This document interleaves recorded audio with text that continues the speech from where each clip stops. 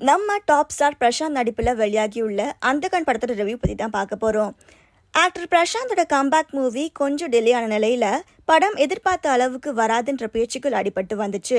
தன்னோட பையனுக்கு சிறப்பான கதையோட ரீமேக் ரைட்ஸை வாங்கி படத்துக்கு எவ்வளோ சிறப்பு அம்சங்கள் செய்ய வேணுமோ எல்லாமே சூப்பராக பண்ணி அசத்தியிருக்காரு டைரக்டர் தியாகராஜன். 90s கிட்ஸோட கனவு நாயகனாக வலம் வந்துட்டு இருந்த பிரசாந்த் சில வருஷமாகவே சினிமாவிலேருந்து தள்ளி இருந்திருக்காரு.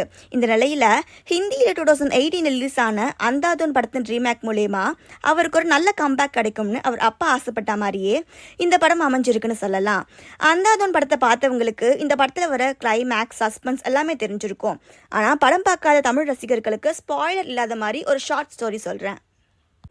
கண் தெரியாதவர் போல இருக்கும் கிரிஷ், அதாவது பிரசாந்த், நவரச நடிகர் கார்த்திகோட செகண்ட் ஒய்ஃபாக இருக்கும் சிம்ரனை கொலை செஞ்சிருவாரு. அதை அவர் பார்த்துருவாரு. அதுக்கப்புறம் அவர் ஃபேஸ் பண்ணுற ப்ராப்ளம்ஸ், அதுலேருந்து அவர் எப்படி வெளியே வராருன்றதான் கதை.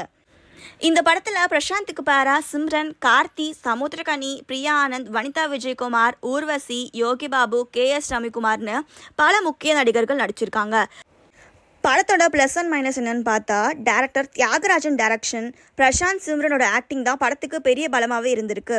படத்தில் சில இடத்துல வர காமெடி சீக்வன்ஸ்லாம் படத்தில் பக்கவாக ஒர்க் அவுட் ஆயிருக்கு. படத்தோட மைனஸ் என்னன்னு பார்த்தா, ஸ்டார்டிங்கில் லேக் இருக்குது. படத்தில் வர எடிட்டிங்லாம் இன்னும் நல்லாவே பண்ணியிருக்கலாம். மியூசிக் எதிர்பார்த்த அளவுக்கு அமையலன்னு சொல்லலாம். ஃபர்ஸ்ட் ஹாஃபில் இருந்த விறுவிறுப்பு செகண்ட் ஹாஃபில் இல்லை. இந்த மாதிரி மிஸ்டேக்ஸ்லாம் கொஞ்சம் கரெக்ட் பண்ணியிருந்தா படம் இன்னும் நல்லா பிளாக் பஸ்டர் படமாகவே மாறி இருக்கும்.